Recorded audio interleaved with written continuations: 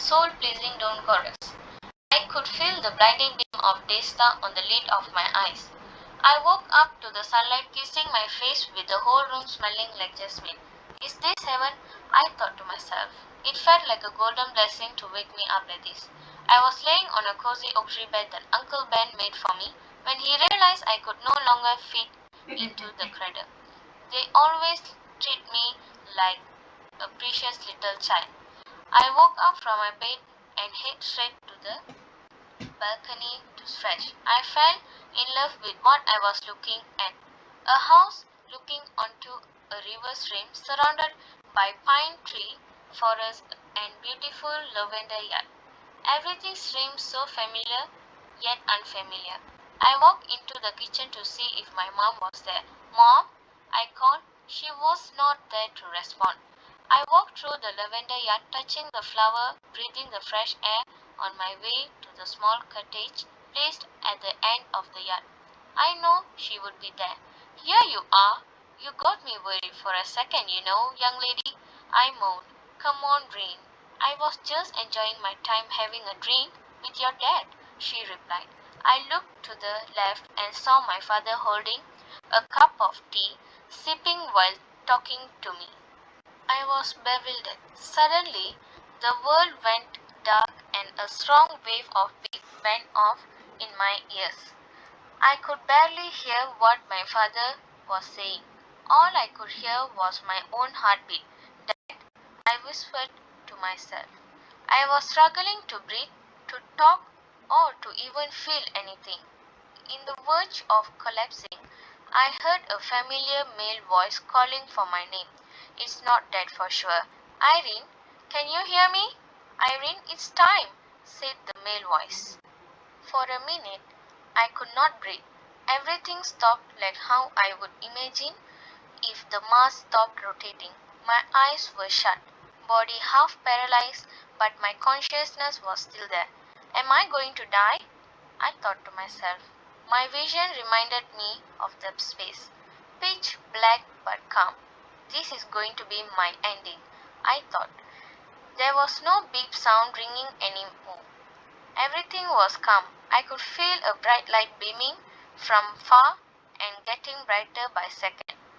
Is this the light at the end of the tunnel everyone talks about? Great. So I'm going to die. Instantly, I felt an intense pressure on my chest that forced me to feel pain. Chapter 2. I woke up abruptly, choking on the fluid I had in my trachea, surrounded by a bunch of vampires-looking astronauts staring at me. Wait, I know this face. It's Professor Musk. Welcome back, Wolf. I got a bit worried when you did not wake up yesterday. We suspected a code yellow possible malfunction, so we had to wake you up manually, he said. I finally snapped back into reality. The 6 astronauts, including myself, have been hibernating for 300 days. We do this every 12 months to cope with extreme bone-chilling weather in Mars, especially during winter. Current year 5060. Making the mark of 80 years since humankind have moved to Mars in year 4980, and half of the population now are Martians. In 5055, I was chosen as one of the candidates to get on board with 5 other experienced astronauts for a confidential mission called Boreum 1. I still remember how proud my mother was when I received the Meritorious Service Medal and told her that I have been chosen by NASA to be a part of Mission Boreum 1. We are the first batch and this is our 5th year into this mission. My dad passed away a year after I got on board. Not long after that, my mother left me too. I could not attend both funerals due to the distance and risk. It would take me a week to reach the Athens, my country. We receive video messages through DSN from our family and reminisce it for the next 12 months before hibernating again. For me, that is all I am left with for the rest of my life. Well, hibernation has been theoretical since the 19,000s, but with the current advanced technology the human race could ever witness. It's definitely possible even for a common Martian. It is how we keep ourselves alive and preserve our needs basically. Mars becomes cold enough for carbon dioxide gas to condense directly out of the atmosphere as snow and frost. Living in higher concentration of CO2 have threatening impacts on brain functions. They reduce memory, impair concentration, lower decision-making capability leading on to insanity or even fatal. Too much science, huh? Back on what was happening. I stretched my arms slightly and heard my joints cracking. I looked at the rest of the crews and asked, "Which year is this? 6,000s? It's only been 11 months, genius," Asia said. All of us laughed, but I had to fake it. A part of me wished I never woke up. Walking into my section, I saw my orange IVA suit laying on my bed. I carried it with both hands, caressing the mission badge, and down to the name that's embroidered in blue. Colonel Wolf. That's me, Colonel Irene Wolf, Mars, Air Force, NASA. At that moment, I knew this is what I am alive for, to serve.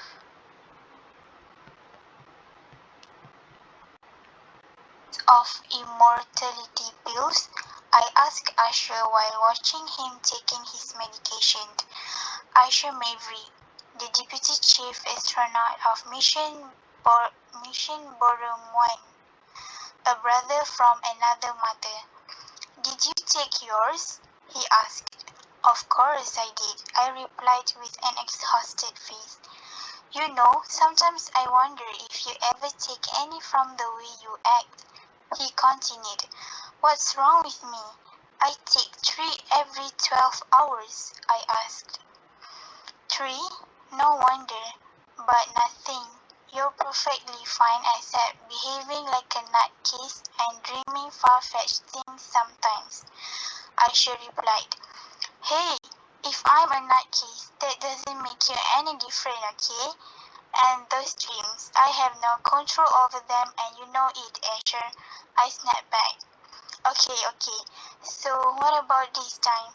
What was it about? He asked. It's not that simple, Asher. It felt so real. The place, you can never find a place like that in Mars. Worst part is when I saw my dad. I slowly opened up. So you shifted? He asked. No, I don't believe in that nonsense, Asher, I replied. How real it felt, he continued. It felt almost close to real. I could touch and feel everything I saw. Physically, I looked different. I was so feminine and beautiful, I said. Beautiful?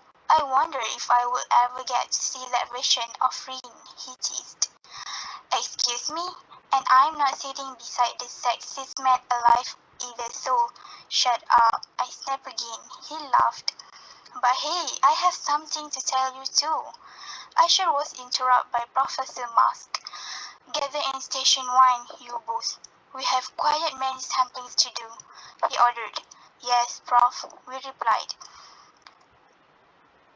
Plenum Boreum and Plenum Austral are north and south poles of Mars. Here lies thick stacks of flat-lying sheets of dust and water ice. Mission Boreum was initiated to explore and do research on the resources found in the North Pole.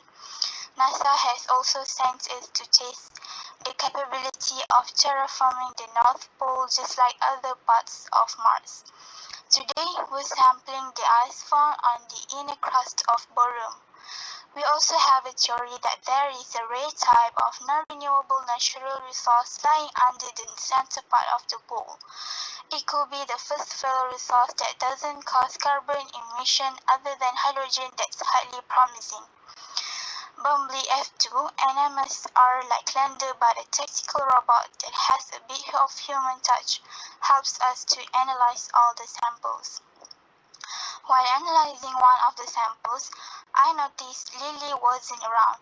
Lily Adams is a dedicated scientist that loves discovering new things.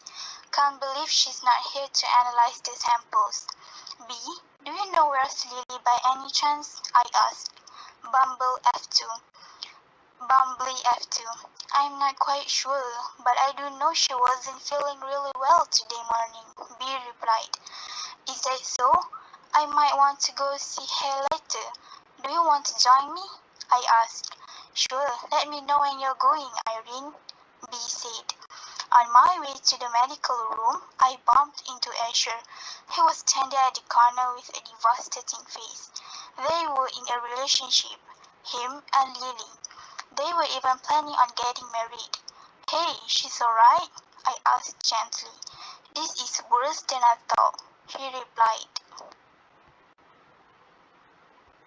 All the crews were forbidden from visiting Lily until further order from Professor Mask.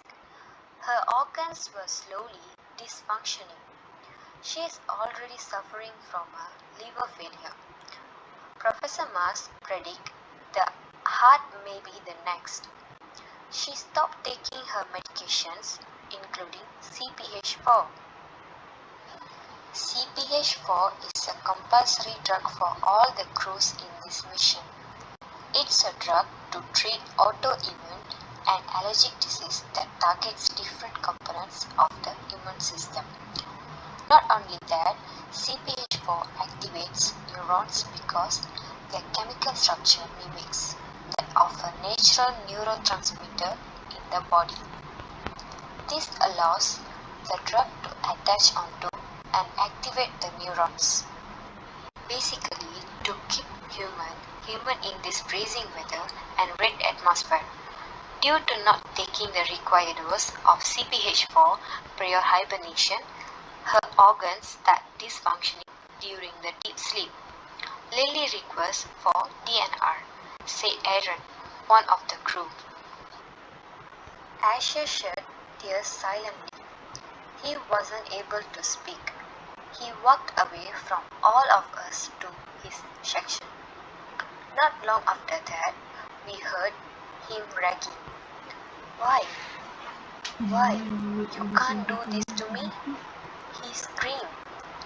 Aaron stood up to go check on him. I held his hand and nodded. Let's give him some time, I added. It's been a week since then. All the found samples done analyzed. Sent all the reports through DSN. A non-reusable source was found. We named it after Lily. It's called Lilium.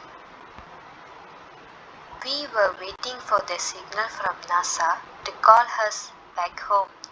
It was a victory for the Boreum 1 crew, but we couldn't celebrate nor feel rejoiced.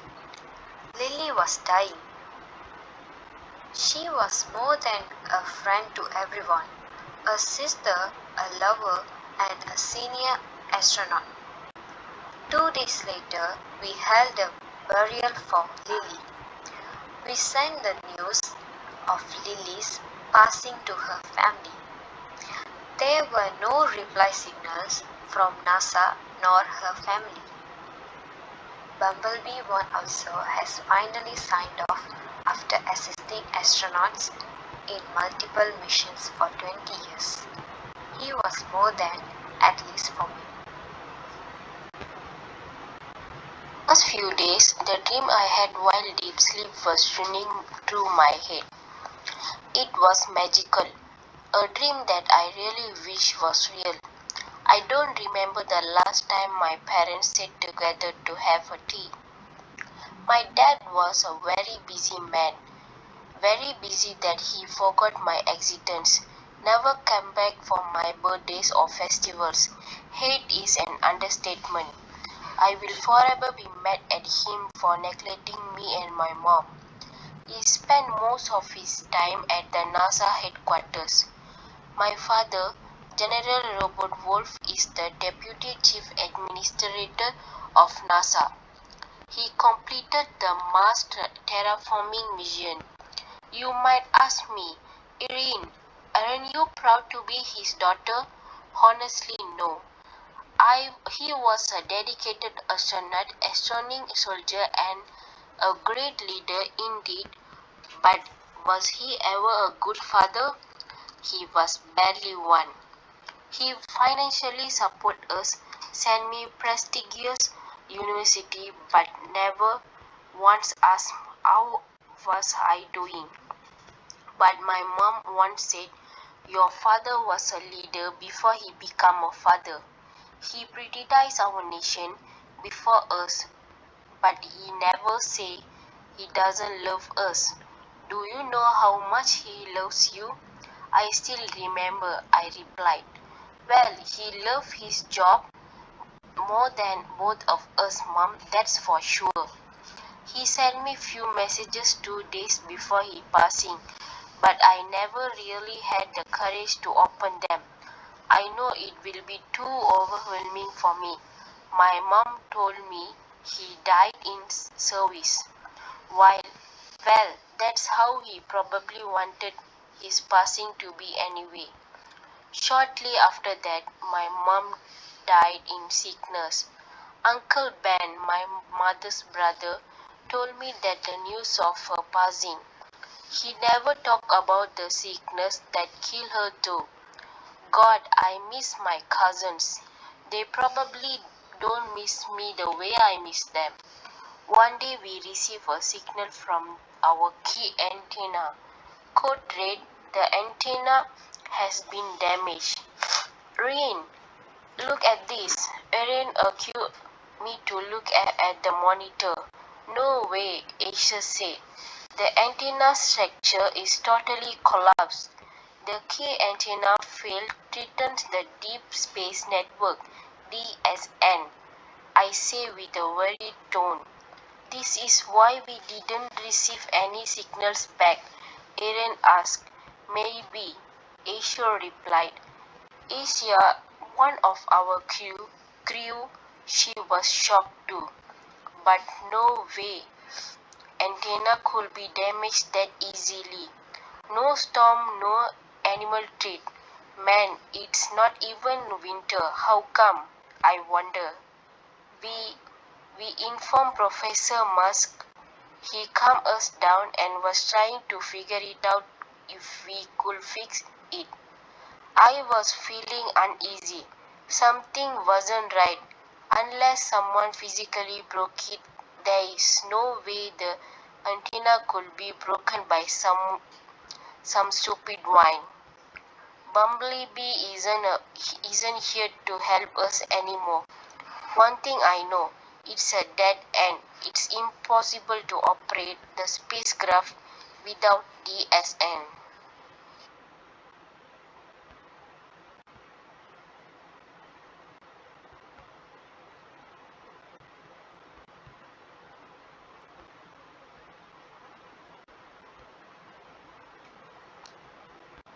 One by one, we were starting to fall into sickness.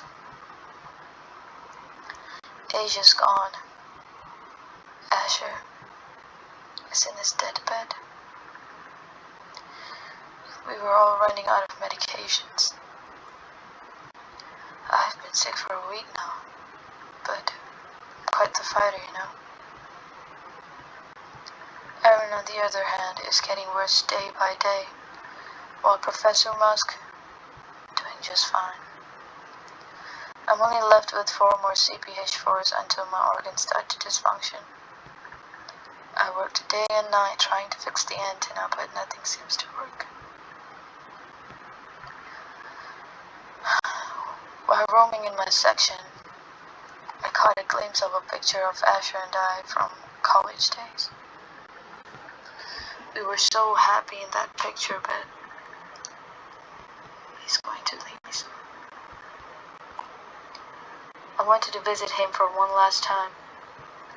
As I walked closer to the medical room, I could feel the pressure in my chest. I recognized the pale-looking face with red under eyes, trying so hard to form a smile. "Hey, Asher." I greeted him with the biggest smile. He patted his hand on the right side of the bed, signaling me to sit next to him. "How you feel?" I asked, while touching his face. "Shitty," he whispered. We both smiled, but I couldn't handle the tears filling up my eyes. He wiped the tears on my face and said, "I'm going to a better place. Don't be sad, Rain." I replied, "I love you so much, Asher. You are more than a friend, a brother to me. Please bring me with you. I hate the world you're not in." "Rain, there is something you need to know. We have been betrayed. They lied to us, Rain. Please, get out of here as soon as possible." "What?" I asked in confusion. "Your dad, he warned us. He loved you so much, Rain. No. Professor Musk." His voice broke up. The heart rate monitor started to beep. His heartbeats were dropping. "Asher, no!" I shouted. "Asher, no, stay with me. Tali. Please. Stay with me," I cried. I was holding on to his hand while watching him dying. My best friend, Asher, was dying right in front of my eyes, and I was helpless. That week, Yan, di ka lang talanga. I was trying to wrap my head around what Asher said to me before he died. He said that we have all been betrayed. By who? He mentioned my dad. That he warned us. About what? Didn't he also mention Professor Musk? What he did? I was filled with 1,000 questions. I wondered if Aaron knew anything about this. As I walked into Aaron's room to talk to him, I saw something terrible happening to him. Professor Musk was strangling him. I couldn't believe my eyes. "Aaron!" I shouted. "Too late," Professor Musk said. As traumatizing this can be, I had to act fast before he tries to get me next. I pushed him and saw a punch coming in.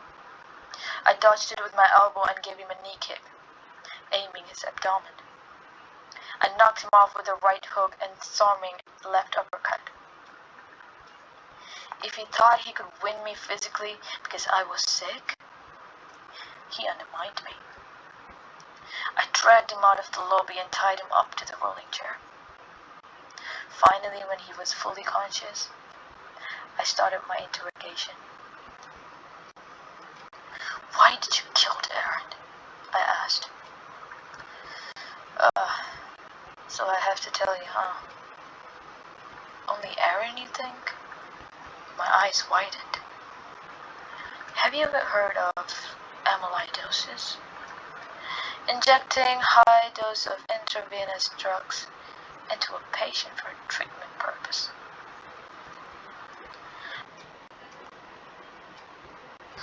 Well, I injected more than usual.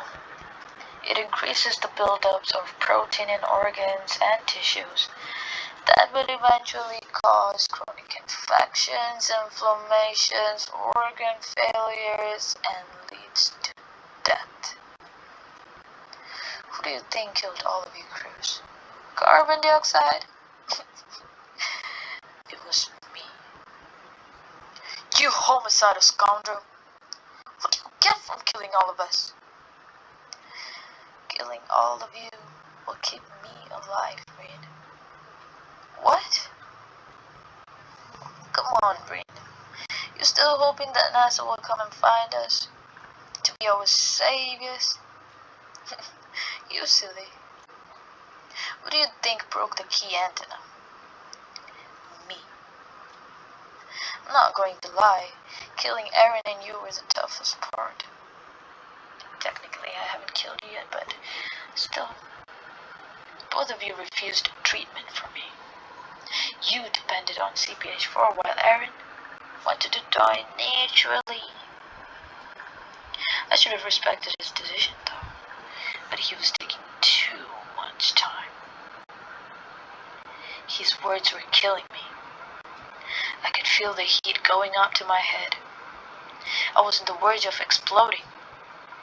I took a screwdriver and stabbed his thighs back and forth with force. He was screaming in pain, but I didn't seem to care. Let him feel the pain my friends felt. I was an inch close to stabbing his throat, but the name that came out of his mouth stopped me. Robert Wolf, your dad, a noble man. He died for you. You would have known if you opened any of his messages. Like for me, you didn't. Irene, when your dad predicted that there could be a rare type of non-renewable resource lying under the North Pole, it got the world's leaders' attention. Countries like USI, Ryan, and Russia were willing to invest billions into this particular mission. Money blinded our government.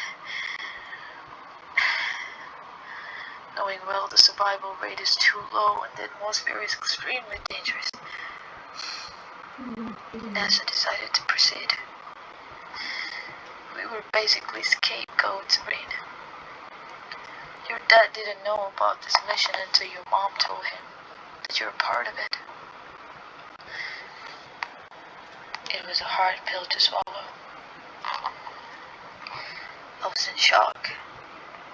But what he said next was a knockdown with a feather.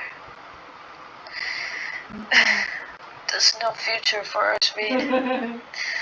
This mission is suicidal. We've been exposed to too much carbon dioxide and other life-threatening gases that has irreversible effect on our body. But I want to go home, Reed. To see my daughter and my wife. To hold them for one last time.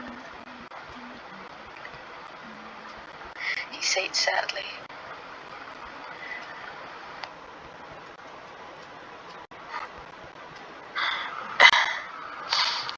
The moment your dad knew, he tried to fight everyone he knew in NASA to bring all of us back.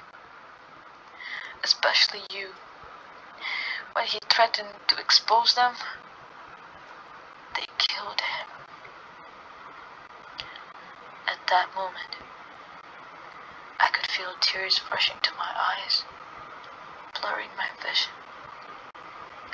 I couldn't stop myself from crying. I was in pure shock that my face was completely emotionless. But they killed your mom too, Reen. This time, I felt an excruciating pain in my chest. I fell on my knees, crying out loud with both my hands covering my face. All the hate and long-kept anger towards my father flew away within seconds. I know you see me as a heartless creature, Reen. After all, I'm just a human.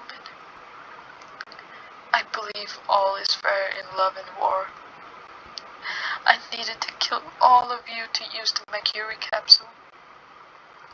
There's only one single person's spacecraft in the spaceship.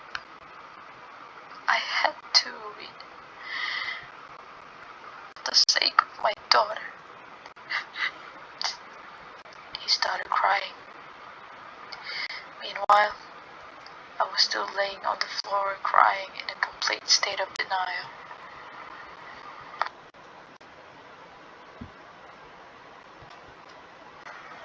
Acceptance, the last stage of grief. It is not necessarily a happy or uplifting stage of grief. It doesn't mean you have moved past the grief or loss. It means that you have accepted it and have come to understand what it means in your life now. This past few weeks has been hard. I finally decided to open the messages my dad sent.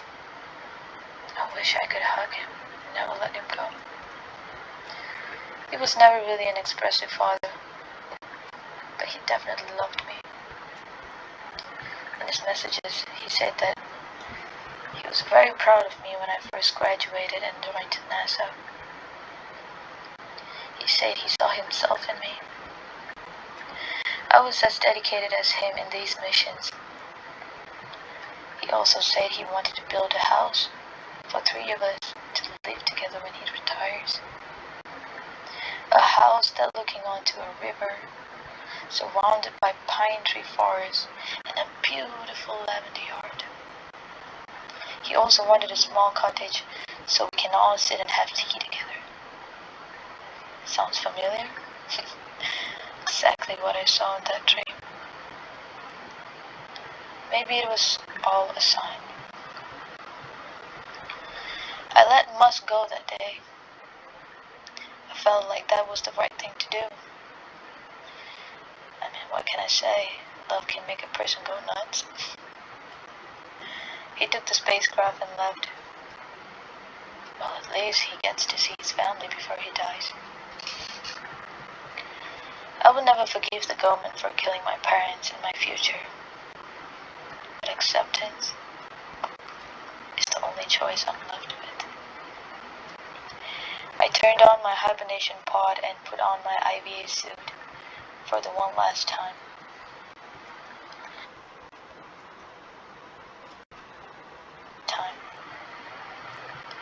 I took the 4 CPA4s I had, laid down and immersed my body in the pod. I did not set an alarm because waking up wasn't the plan.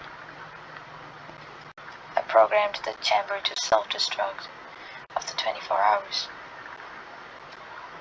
I wanted a peaceful death. I deserve it. Finally, I'm going to reunite with my parents. I closed my eyes as the door shut. Everything went dark, but this time, I wasn't scared. I felt at ease. Not long after that, I heard a voice calling me. Irene, Dad here. Come on, love. Open your eyes. Let's go home.